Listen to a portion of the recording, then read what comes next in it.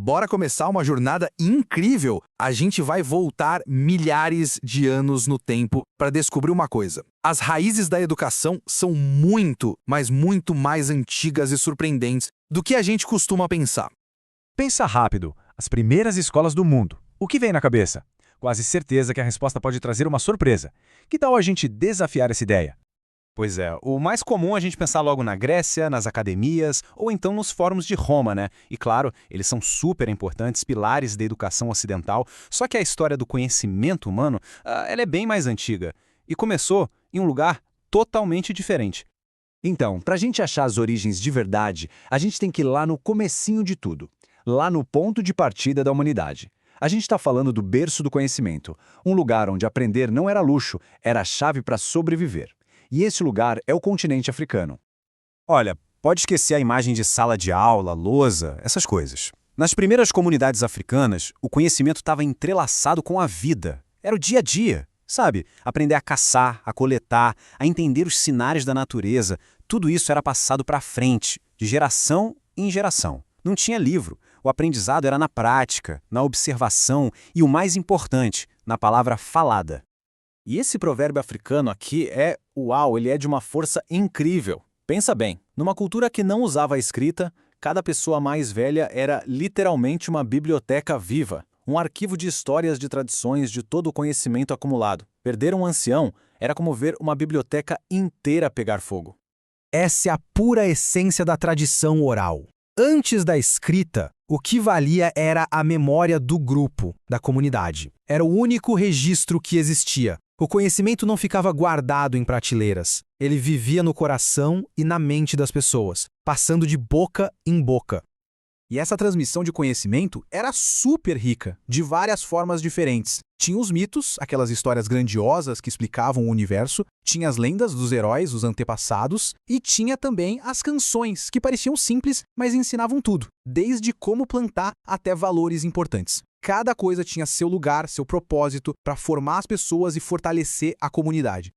Ok, mas a gente sabe que as sociedades não ficaram paradas no tempo, né? Elas cresceram, ficaram mais complexas. E aí vem a pergunta: como é que esse jeito de aprender, que era focado na sobrevivência, se adaptou? Como ele evoluiu para dar conta de comunidades muito maiores e cheias de novidades?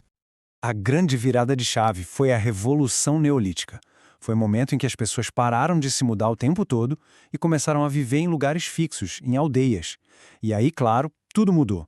As necessidades eram outras. Não era mais só sobre sobreviver hoje, era sobre planejar, sobre construir um futuro. E para isso, era preciso um novo tipo de conhecimento. E com essa vida em um lugar só, veio a especialização. Pela primeira vez, surgiram os especialistas. Gente que manjava muito de agricultura, outros de cerâmica, outros de trabalhar com metais. O conhecimento virou uma profissão, passada de mestre para aprendiz. Dá para dizer que essas foram as primeiras escolas técnicas da história.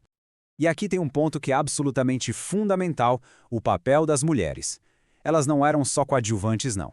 Eram as guardiãs centrais de muito conhecimento vital. Como parteiras, curandeiras, as grandes contadoras de histórias, elas eram a cola que mantinha a cultura e o bem-estar da comunidade. Toda essa base de conhecimento, de especialização, foi o alicerce para algo ainda maior. Então agora a gente vai dar um salto no tempo. Vamos conhecer os grandes centros de saber, onde a educação virou algo formal, organizado e com um nível de sofisticação que, é influencial no mundo todo. Dá uma olhada nessas duas potências do Rio Nilo, Egito e Kush. No Egito, a educação acontecia nos templos, nos palácios, para formar a galera da burocracia, os escribas, os médicos. Já no reino de Kush, mais ao sul, o papo era outro. O foco era formar a elite que ia governar, manjar de estratégia, de comércio.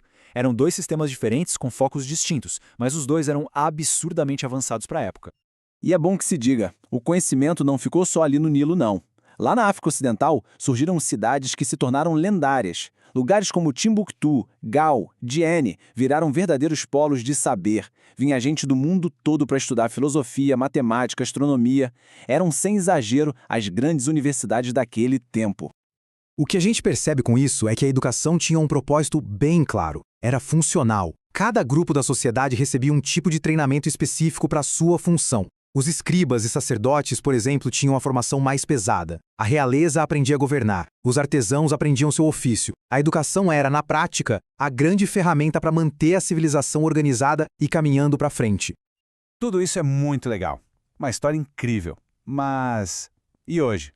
O que isso tem a ver com a gente? O que todo esse legado, que vai da conversa ao redor da fogueira até as grandes universidades, tem a nos dizer sobre a educação no mundo atual? Olha, o legado é gigantesco. Muitas ideias que parecem super modernas hoje, na verdade já estavam lá. Essa coisa de aprender em comunidade, de valorizar a prática, o aprender fazendo, o respeito pelo saber dos mais velhos, tudo isso está sendo redescoberto. São ferramentas ancestrais que podem nos ajudar a criar uma educação mais humana, mais conectada com a vida de verdade. E o que a gente viu aqui hoje é só a pontinha do iceberg, sabe? Reconhecer essas raízes africanas da educação é mais do que curiosidade histórica. É um passo essencial para a gente começar a contar a história do conhecimento humano de um jeito mais justo, mais completo, mais global. Se essa história mexeu com você como mexeu comigo, a boa notícia é que a jornada não precisa acabar aqui. Para mergulhar ainda mais fundo, tem o canal Africana História lá no YouTube. Então faz o seguinte, se inscreve, ativa o sininho para não perder nada. Assim a gente ajuda a manter essa chama do conhecimento acesa e a espalhar essas histórias incríveis. E para a gente terminar, fica essa reflexão. Quantas outras histórias fantásticas que foram deixadas de lado por tanto tempo ainda estão por aí esperando para serem contadas? Porque no fim das contas, quando a gente resgata o passado, a gente não está só corrigindo a história. A gente está abrindo portas para imaginar futuros diferentes. Qual será a próxima história que a gente descobre junto?